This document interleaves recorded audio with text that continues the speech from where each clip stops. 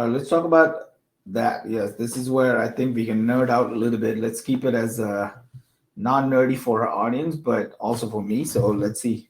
What do you have here? All right, so I went down this rabbit hole reading the white paper, trying to get some concise information put together because we all know the tools, they don't, every tool does not apply in every scenario. So I went down trying to figure, okay, if I had the DeepSeek, where am I using it and what am I using it for? Does this mean everything I have in my tool shed is bad? Right? That's the initial impression. Like everything else, you got throw it out of the window. Just use this thing, right? It's not necessarily true. So I just put up this on my LinkedIn. So the comparison, right? So SFT is I categorize everything under the mimicry, right? The pattern recognizers. That's the GPT-2, GPT-3, all the mixture of expert, other things that came from that ecosystem, right? That we are all very familiar with. And then comes the reasoning model, which is the O1 or the one that when you type, it says I'm thinking and it's coming up with the steps on how it's thinking. That's the next type of model, which basically uses reinforcement learning. And I broke it into two for the audience. So critic RL versus GRPO. So the critic RL is the one that is used, and that's why by OpenAI, I believe, and that's why the cost is higher. The GRPO is used by the DeepSeek to optimize that. And also, again, this is not necessarily the DeepSeek V3 part. The V3, how they trained and how they used floating point precision to be lower, and there's other optimizations in the DeepSeek V3 itself that comes into play in the overall cost of things.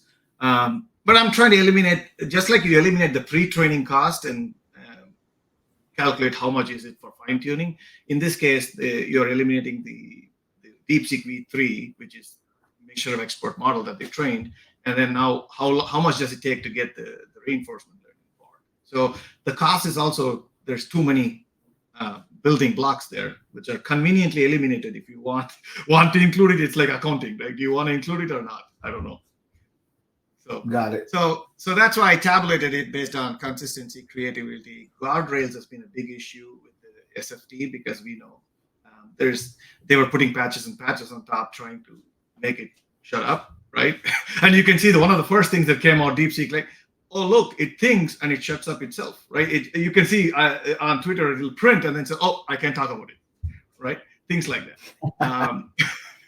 So at the training cost, I think including pre-training is what I wanted to focus, because when you talk about cost, you have to talk about end-to-end cost, not just one block in the whole workflow cost.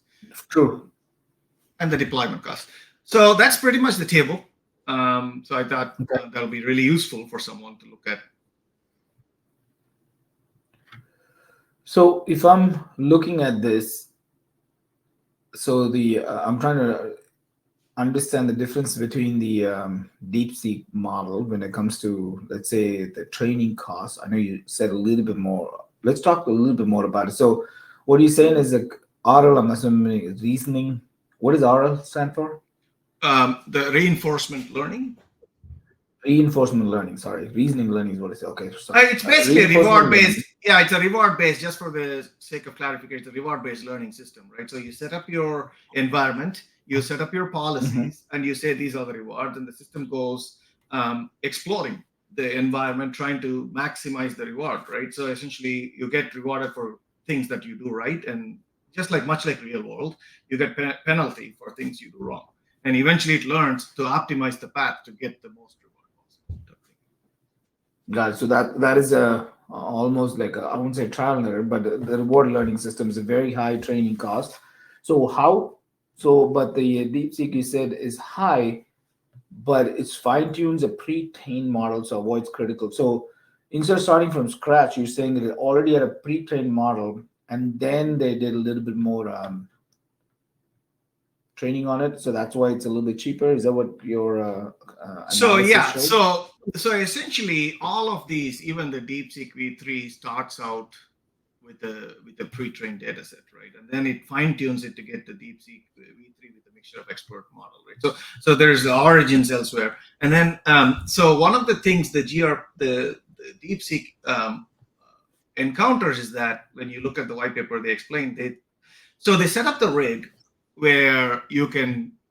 The advantage of the reinforcement learning is you don't need data. You can go if you set up the environment policy and the reward system, it can go explore. It might take time to explore and find out what the optimal path is, right? So what they do is the two things came out. First is that the outputs are not very human readable. It's kind of very especially with multiple languages, like not Indian, English and Chinese type of multi-language system, right? The output is not coherent for readability.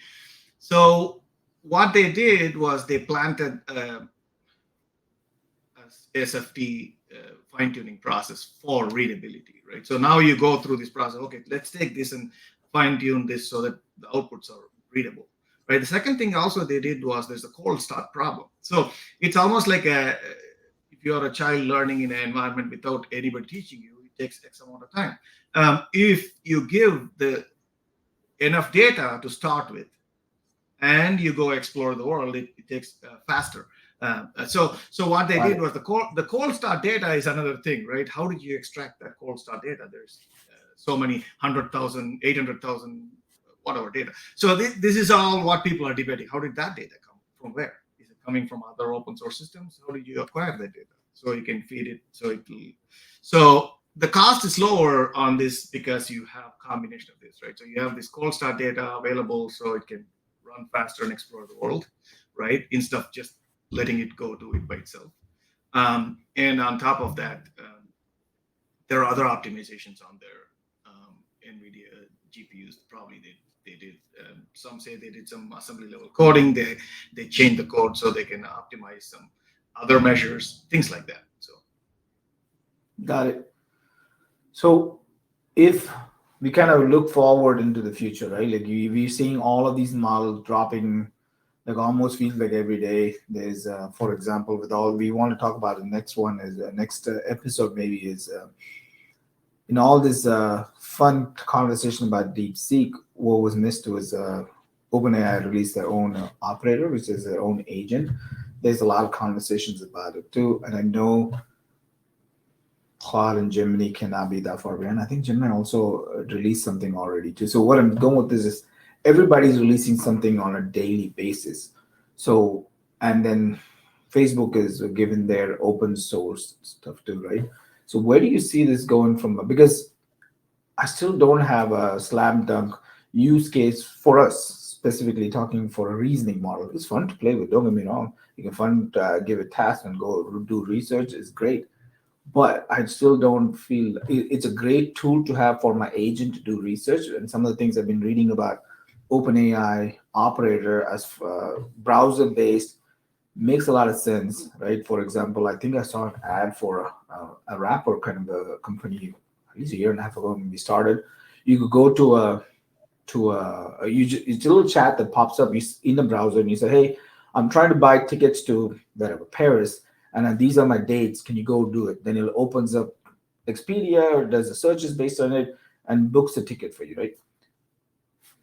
Technically, I know that was mostly a demo that I'm pretty sure they made up stuff, but you can do that now based on what operator can tell you. So, do you have any thoughts on where we headed? Do you see this reasoning as the next leg up? Because we feel like we ran out of data, there's nothing more to train on. What do we do? Then like, gosh, we have reasoning models now. So where is this headed? If you could right. So, clear it. right. So I think if you're talking about reasoning itself and on that topic of is this going to lead to AGI and things like that, right? So I personally think it's very early stages, right? I think we start with deductive reasoning, right? You reason this, you reason that. Can you deduce that from that type of thing and actually make it work? It's a very complex problem, right? But if you're asking why this is significant, right? This is significant because now you have a GPT-2 type of a moment where we can start playing with it. I think if I were to put it, we had some glimpse of it when we had this Auto GPT to try to do this, right? It's essentially trying to do Right. step 1, step 2, step 3, and stitch it together, try to do step 4.